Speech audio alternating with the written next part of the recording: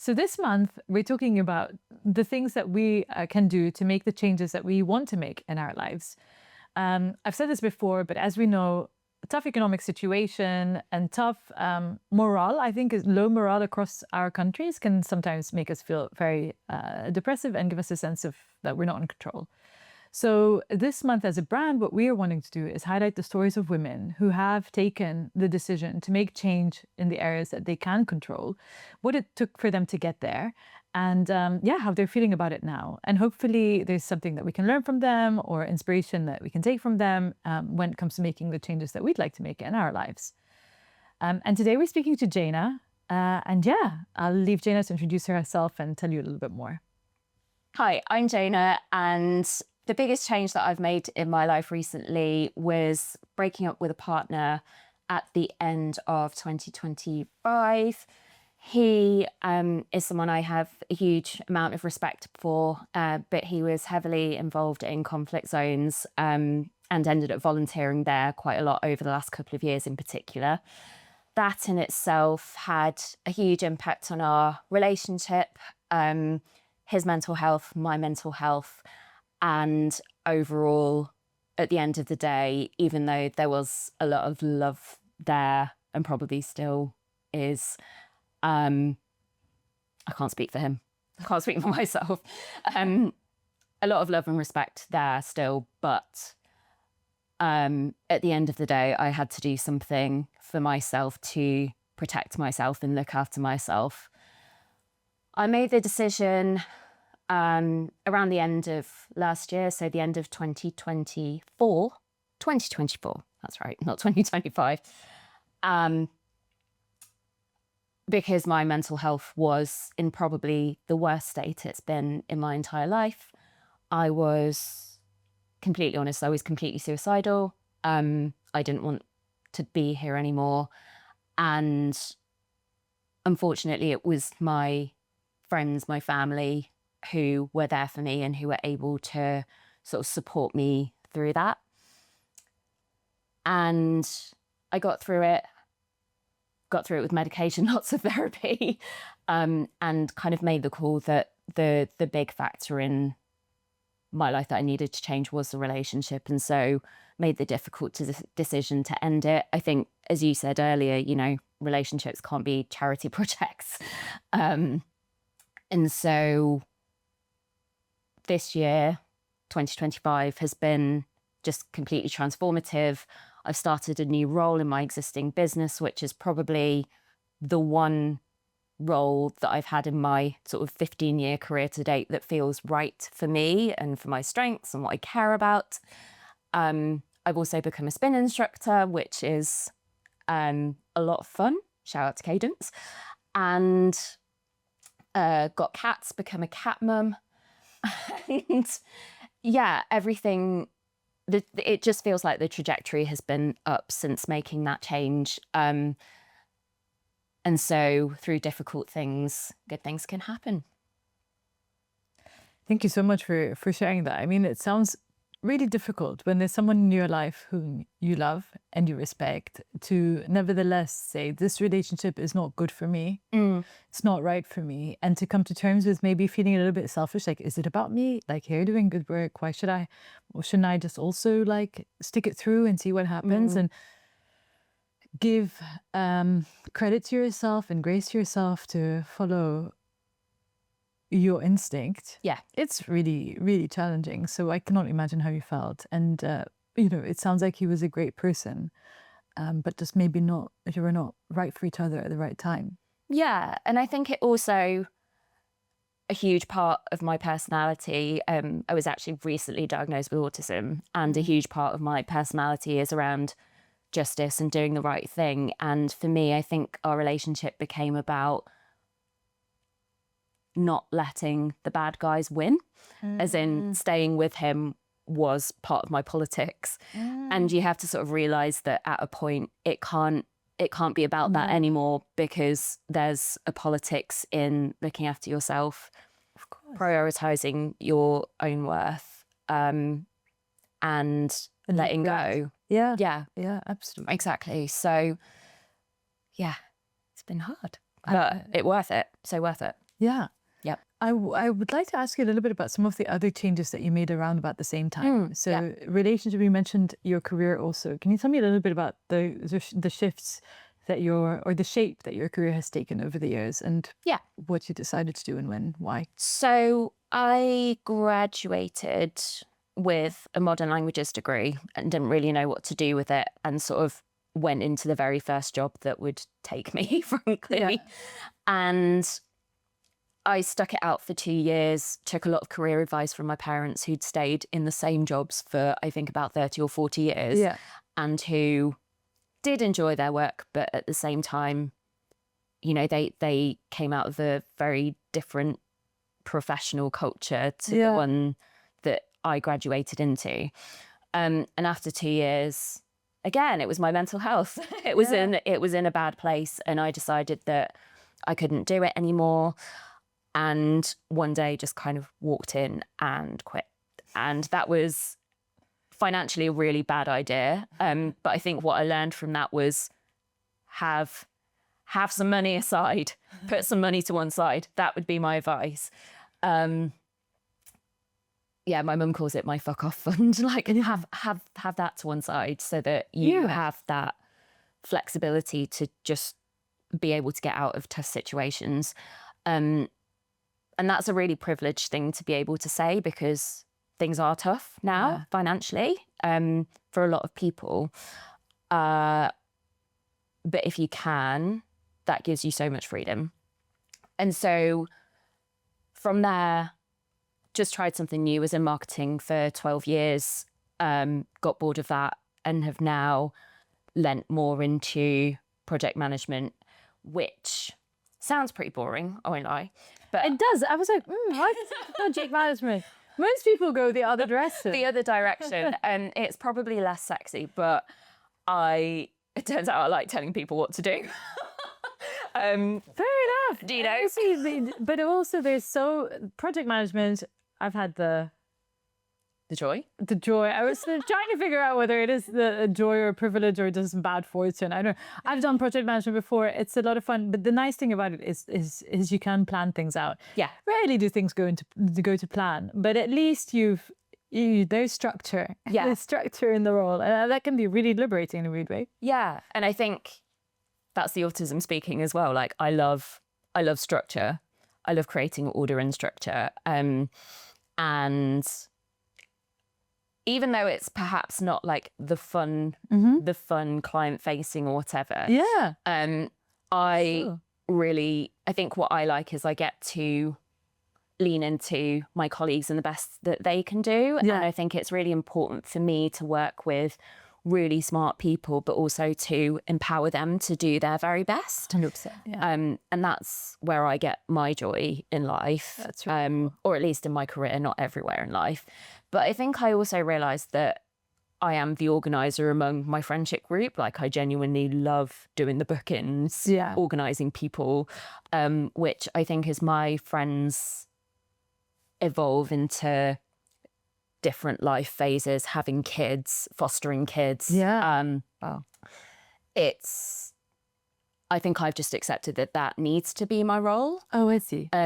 But in a positive way, not that I feel like I'm forced into it. No, it's nice, or that it's a dereliction of their friendship. No, they're not doing all the stuff. You're like, actually, they have other things. I can do this, and I enjoy doing this, and I'll do this. Yeah, and it doesn't feel like a burden. Yeah, that's really important. Yeah. May I ask a bit about your, I think you said that about the same time that you made these changes, or you were going through depression and so on, you realized that you were diagnosed with autism. Yeah. Can I ask a little bit about that? Because I think we know that women are underdiagnosed, right? Yes, very much so. And that autism in women presents differently. And I'd love to learn a little bit more about what made you decide to check, and then how you felt about the diagnosis and how having a diagnosis has helped or otherwise. Yeah, so it's actually a pretty recent development. I only got my diagnosis a couple of months ago. Okay. But I had long suspected it. Okay. I think there's a lot about myself that I know I mask because of my cultural background, the fact that women speaking out, especially in sort of family contexts, is not necessarily positively regarded. But I think I've probably developed a bit of a reputation in my family, and people are just like, it's just Jayna being Jayna, isn't it? Yeah. But that, the social justice thing, the fact that social interactions, this is lovely, by the way, but social interactions, I'll probably go to bed and have a really good night's sleep after today. Oh, nice. It takes like, A lot of energy. a lot of energy. I get that. Yeah. But also very specific quirks like overstimulation in public environments. The tube is exhausting. Wow. Going into the office wipes me out. And so a friend of mine was actually diagnosed last year, and all of the things she listed, I was like, oh, tick, tick, tick, tick, tick. Or like overstimulation public environment. Yeah. Well, okay. This is it. But the thing is, she gave me this really pointed look, and I was like, okay, I'm going to get a diagnosis as well. So when that was confirmed, it wasn't necessarily a surprise, but I think it felt really empowering. Empowering, but also I doubted myself quite a lot. I asked myself, actually, did this expert of 20 years who's written 5 books on the subject, maybe she's got it wrong. Interesting. Yeah. Oh, wow. And did you feel it was negative? I didn't know. I didn't feel it was negative, but I think as soon as I got the diagnosis, sort of thought, oh, but maybe she has got it wrong, because I went to one of the best unis in the world. I've done well in my career. People regard me as being, socially very capable. And then she sort of very politely and gently said, yeah, but how much energy does it take for you to do this, to do all of that and to maintain that facade? And I think the thing that really struck me was, she asked me how was the pandemic for me. Oh. And I said I had the best time. One of the few people who just loved being by myself. I lived by myself at the time, was very happy, not having to commute, not having to deal with people so much, just being by myself in silence, reading loads. So yeah, that was a big tell as well. And how do you feel now about all the changes, career, career, social, and also, personal on that level of kind of a diagnosis? And how is it affecting your calculation? How are you doing? Yeah, I think it's, and a lot of autistic women say this, I feel like it's given me carte blanche to be myself. Oh, wow. I say what I think a lot more, which has made me, I think people have started to sort of see a more opinionated and confident version of myself, which I perhaps held back before. Wow. You're like, it's not me. It's not me. Like, I have a piece of paper that allows me to be outspoken in this way. But there've been a few instances at work, for example, where I've fundamentally disagreed with senior leadership and have just said it. Good. And then they like it. And they didn't, yeah. I mean, that's the environment that they are trying to create anyway.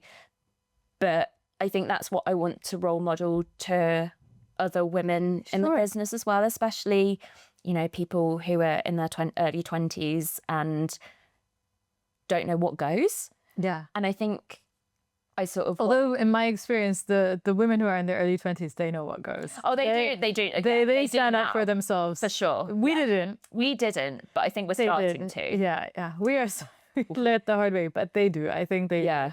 No, I think you're right. I think the lessons need to go in the other direction sometimes. Yes. Tell me how you did this. Exactly, yeah. But I think role modelling those behaviours to even like our peers. Yeah. Because they think, the way that we met and the groups that we met through, there were a lot of conversations around confidence and expressing yourself authentically. And I feel like I've got, like I said, carte blanche to do that now. That's great. Well done. I mean, one thing I've noticed with my friends recently, especially my female friends, is somehow, somewhere, it feels like someone told us, don't trust your instincts. That your instincts should be rationalized out of, or something else should go on. There should be some sort of more logical calculation. Yeah. But I don't think men are taught not to trust their gut. I don't know. I don't know, but I have a feeling that that is the case. But the problem is that our gut's always telling us something really important, whether it's saying you need to speak out in this moment, or do this, don't do that, or be with this person, or don't be with this person. Whether you can really rationalize why, Yeah. I don't think it's hugely relevant. Sometimes you just know something is right or isn't right for you, and you can find out why later. You know, the logic can come later. You need a bit of distance to understand this person is not good for me, because actually I realized it felt like a dead weight on my shoulders, and I hated it. And I thought I was doing the right thing because on paper he's perfect, and isn't he a great guy and a nice guy and a lovely guy and generous person and so on. But actually he's not the right person for you, and you don't need to know that in the moment. And I think it's the same for jobs. You may not know why you're unhappy, but you might know that you're unhappy, and it's okay to follow your gut and make that change. Well done for taking the risk and just leaving, even though you didn't have savings. Not advisable. Not advisable. Not advisable, but well done. So can I ask, what's a piece of advice that you'd give to someone who's looking to make a change? Well, how would you recommend that they approach this? I mean, I think your point just now about listening to and trusting your gut is really important. I think our bodies tell us a lot more than we realize. There's a reason why people struggle to sleep when they're stressed. There's a reason why people have, depressive moments. My hair was falling out. My hair was falling out in clumps because I was that stressed about what was going on with him, my own mental health. And and that's happened when I've been stressed at work as well. And I decided to not listen to my gut at that time. And it was actually only when I went to the hairdresser and my hairdresser was like, "Are you stressed?" and just reflected that back at me, that I was like, "Oh, I've not been listening to my body, my biology." Yeah. So that's kind of the first piece of advice. The second, do not just quit your job. Do not just do it.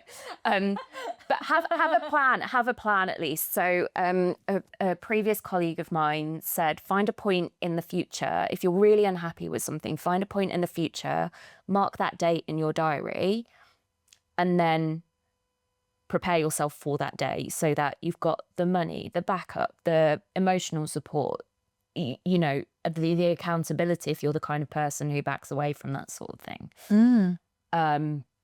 I think that's because then it feels like there's an end in sight as well. Yeah, for sure. I guess the only risk with that is if you always delay. You're not that's where the accountability comes in. Exactly. You need the accountability for that. But it sounds like you did the right thing and you learned a huge amount. Yeah. Yes.